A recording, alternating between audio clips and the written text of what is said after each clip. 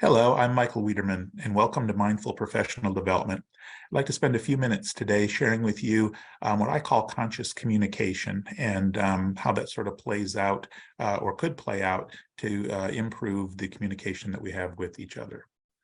And the premise here comes from this excellent book, Nonviolent Communication. There are several books that Dr. Rosenberg authored and colleagues of his that have to do with nonviolent communication. So this is sort of at the core of nonviolent communication. And that is the premise that we communicate to meet needs. Could be our needs, could be other people's needs, but that all communication between two or more people basically boils down to trying to meet somebody's needs. So if that's the case, then it's important to look at what happens when needs aren't met. And usually what happens then is there are negative feelings. People are disappointed, they're upset, they're frustrated, they're angry, whatever the case might be.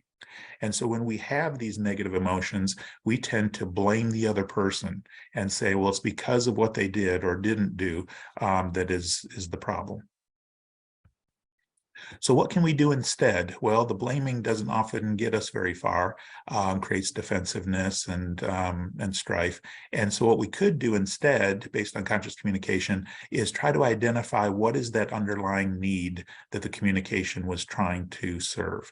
And if we can get at that, then we can be more explicit in requesting directly what we need rather than hoping or, sort of going around the bush in terms of trying to get what it is that we need or that somebody else needs. And why that can be sometimes difficult is that we're often raised to believe that needing somebody is not a good thing, being needy, but it also makes us vulnerable to others when we need something from them. And so therefore we often, I think, pose our needs in indirect ways, trying to get them met, hoping they get met, often by saying things like, well, you need to do X, Y, and Z, when in fact, it's really, I'm the one that needs you to do that.